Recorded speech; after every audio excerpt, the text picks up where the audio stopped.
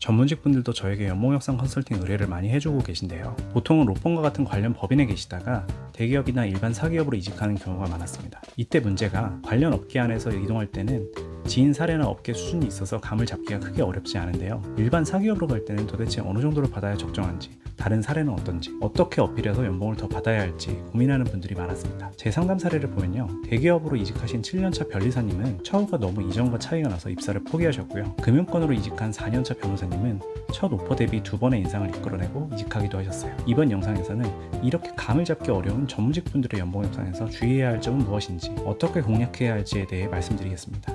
전문 법인에서 대기업으로 이직한 실제 연봉 협상 사례도 함께 알려드릴 거니까 이직을 앞둔 전문직 분들이라면 구독해두시고 협상 전에 꼭 보시면 좋을 것 같습니다.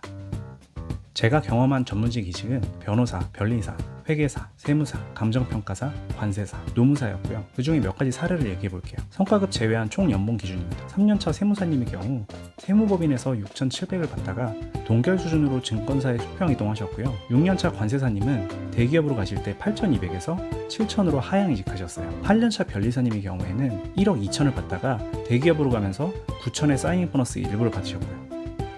로펌이나 특허법인과 같이 관련 전문법인에서 근무하시던 전문직 분들 중에 대기업으로 이직하는 케이스가 많습니다. 대기업뿐 아니라 스타트업이나 레카로쿰의 당토와 같은 IT 플랫폼 기업으로의 이동도 상당한 편이고요. 그런데 많은 케이스들을 살펴봤을 때 공통적으로 보이는 부분이 있었는데요. 바로 연봉이 줄어드는 경우가 꽤 있었다는 겁니다. 이건 어느 정도 어쩔 수 없는 면이 있는 건데요. 해당 전문법인들은 아무래도 사건이나 프로젝트를 수주하고 이를 해결해주면서 수익을 올리기 때문에 아무래도 이익이 많을 수밖에 없습니다. 인건비 말고는 큰 비용이 안 들어가죠. 그렇다 보니 이들에게는 우수한 인력을 확보하고 유지하는 것이 중요한 부분입니다. 그래서 채용한 전문직 분들의 보수를 상당히 높게 지급하고 있습니다. 그렇지 않으면 그들을 붙잡지 못할 때니까요. 그런데 반대로 대기업은 좀 다릅니다. 전문직 분들이 조직에서 소수입니다. 일반 직장인 분들이 대부분이기 때문에 이들에 맞춰 어느 정도 정해진 연봉 수준이나 테이블이 있습니다. 그렇다 보니 분명 전문직 분들을 이들보다 좋은 대우를 해주는 건 맞지만 큰 차이가 날 정도로 대우를 해주지는 못하는 거죠. 만약 사기업으로 이직하시려는 전문직 분이라면 연봉의 동결이나 하락을 어느 정도 염두에 두고 추진하는 것이 좋을 것 같습니다. 전문직 분들이 사기업으로 이직할 때 연봉 협상 과정에서 막막한 부분은 이런 겁니다. 적정선이나 그 회사 테이블을 모르는데 어느 정도의 협상 강도로 접근해야 하는가에 대한 것이죠. 이걸 몰라서 제대로 협상도 못하고 얼떨결에 수락하시는 분들 많았습니다.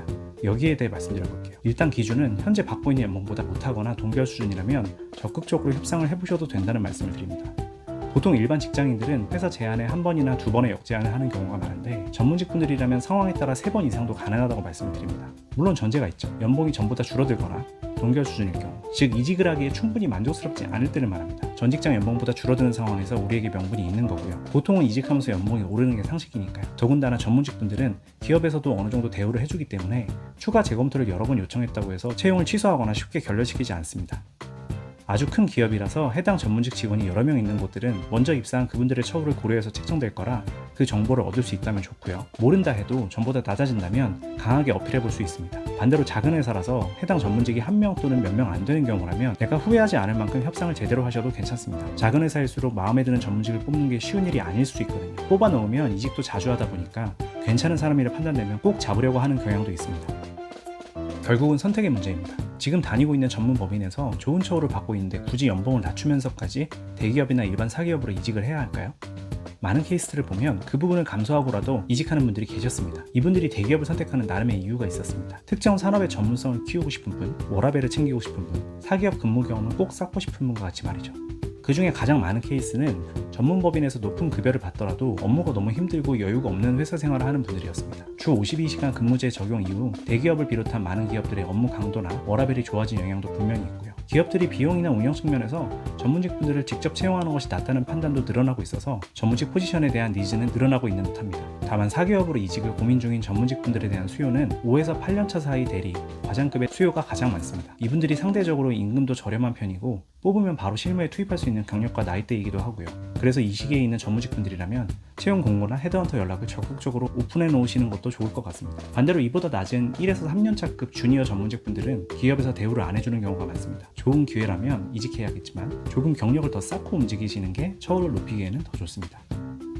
특히 변호사분들 같은 경우 로스쿨 출신 신입이나 주니어급 변호사분들이 많아서 사기업 취업 경쟁이 치열해졌습니다. 한 명의 변호사를 뽑는 자리에 100에서 200명 정도 지원하는 경우도 많이 봤거든요. 다른 전문직 분들도 비슷한 상황인 경우가 있었습니다. 과도한 업무량에 대해 부담을 느끼는 전문직 분들이 늘어나는 것 같은데요. 중요한 것은 당장의 업무 부담보다는 본인의 장기 커리어를 그려보고 이직하시는 것을 추천드립니다. 물론 라이센스가 있으니까 안전장치가 있는 것이지만 개업하지 않는 이상 어정쩡하게 회사 생활을 하다가는 커리어가 밋밋해질 수 있거든요.